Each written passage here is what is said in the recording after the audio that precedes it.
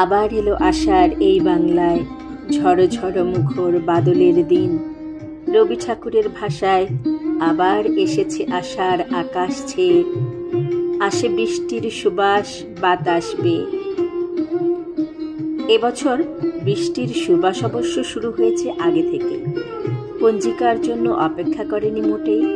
তীব্র দহনের কাল বৈশাখ জ্যৈষ্ঠ কিংবা এরও কিছু আগ থেকেই, সেই ফাল্গুন চৈত্র থেকে বৃষ্টি দেখা দিয়েছে। তবু আজ আষাঢ়স্য প্রথম দিবস, ঝড়ো ঝড়ো মুখর বাদলের দিন। চমৎকার একটি লেখা পেয়ে গেলাম আজকে প্রথম আলোর পাতা খুলে। লেখাটি লিখেছেন কাজী আলিমুজ্জামান। ঋতুচক্রের হিসাবে আজ বর্ষাকাল শুরু।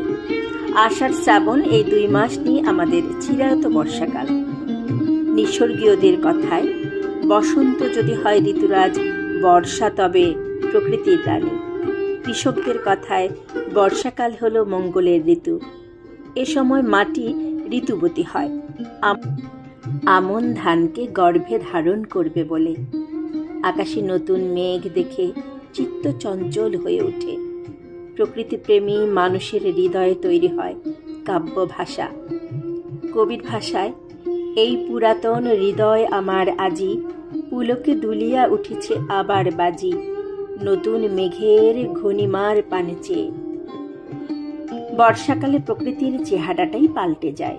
মেঘের গর্জন, মাঝে মধ্যে বিদ্যুৎ চমক, অঝোর ধারার বর্ষণ, ময়ূরের পেখম মেলা, গ্রামে নৌকা বাইচ, মনসা পূজা, বেড়া ভাসান।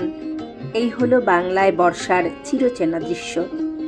গুরু গুরু মেঘ, গুমুরি গুমুরি গরজে গগনে গগনে। এ সময়ের মেঘ সত্যি অন্যরকম। গ্রীষ্মে হঠাৎ পরিষ্কার আকাশে কালো মেঘ এসে ছেয়ে যায়। মেঘের সঙ্গে আসে কাল বৈশাখী। শরতের আকাশে তুলোর মতো শুভ্র মেঘ ভেসে বেড়ায়।